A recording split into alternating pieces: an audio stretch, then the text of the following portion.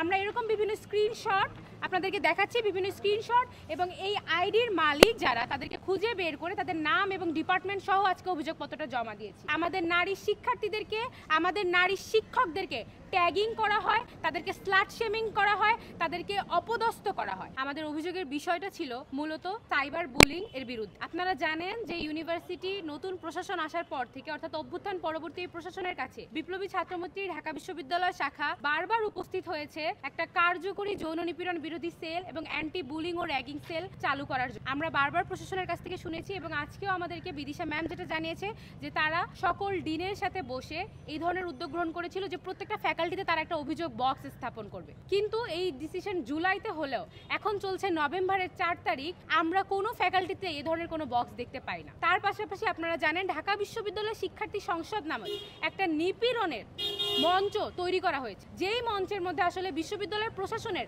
অনেক মাননীয় শিক্ষকেরা নিজেরাই উপস্থিত আছে এবং আমরা সেই প্ল্যাটফর্মে দেখি আসলে যে প্রতিনিয়ত আমাদের নারী শিক্ষার্থীদেরকে, আমাদের নারী শিক্ষকদেরকে ট্যাগিং করা হয়, তাদেরকে স্লাট শেমিং করা হয়, তাদেরকে অপদস্থ করা হয়। কোনো মতের সাথে যদি তারা অমিল পায়, তাদের যদি পছন্দ না হয়, তাহলে তারা যেটা করে সেটা হচ্ছে তারা ডিরেক্ট স্লাট শেম করা শুরু করে। আমরা এরকম বিভিন্ন স্ক্রিনশট আপনাদেরকে দেখাচ্ছি, বিভিন্ন স্ক্রিনশট, এবং এই আইডির মালিক যারা তাদেরকে খুঁজে বের করে তাদের নাম এবং ডিপার্টমেন্ট সহ আজকে অভিযোগপত্রটা জমা দিয়েছি। এবং তারপরও যদি আমরা দেখি যে প্রশাসন কর্তৃক ন্যূনতম ব্যবস্থা গ্রহণ করা হয় নাই, তাহলে আমরা আসলে বুঝতে পারবো যে এই বিশ্ববিদ্যালয় নানাভাবে নারীদের উপরে নিপীড়ন করাকে সমর্থন করে এবং এই নিপীড়কদেরকেই তারা আসলে তাদেরই পৃষ্ঠপোষকতা করছে। বন্ধুগণ, আপনারা জানেন যে রিসেন্টলি আমাদের একজন assistant proctor ma'am Sherin Monami ma'am কে নানাভাবে সাইবার বুলিং করা হচ্ছে, কিন্তু এই বিষয়ে আমাদের প্রক্টোরিয়াল টিম, আমাদের বিশ্ববিদ্যালয় প্রশাসন কোনো কিছু করেনি। তার কারণ কি? হয়তো বা তাদের সামিয়া লুৎফা ম্যামের সাথে বিশ্ববিদ্যালয় প্রশাসনের যদি কোনো নির্দিষ্ট মত থাকে, সেই মতটা মিলছে না, তার কারণে তারা এই ধরনের ট্যাগিং এর বিরুদ্ধে কোনো ধরনের পদক্ষেপ গ্রহণ করে নাই।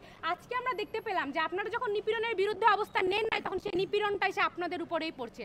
আমরা দেখতে পাচ্ছি যে আমাদের একজন প্রক্টর ম্যামকে কিভাবে আসলে সাইবার বুলিং এর শিকার হতে হচ্ছে। আমরা এটার তীব্র নিন্দা এবং প্রতিবাদ জানাই। তার পাশাপাশি আপনারা জানেন কিছুদিন আগে ঢাকা বিশ্ববিদ্যালয়ের সুফিয়া কামাল হলেরই ডাকসু হল সংসদের এক সদস্য সে অভিযোগ করেছে যে তাকে জুওলজি ডিপার্টমেন্টের সামনে হ্যারাস করা হয়েছে, বুলি করা হয়েছে। এই অভিযোগ আসার পরে তদন্ত কমিটি গঠন করা হয়েছে। বন্ধুগণ, সেই তদন্ত কমিটির প্রায় 7 থেকে 8 দিন হয়ে গিয়েছে, আমরা এখনো জানি না আপডেট কি। বারবার শিক্ষার্থীরা অভিযোগগুলো নিয়ে উপস্থিত হচ্ছে, কিন্তু আমাদেরকে আমলাতান্ত্রিক জটিলতার মধ্যে আটকে দেওয়া হচ্ছে।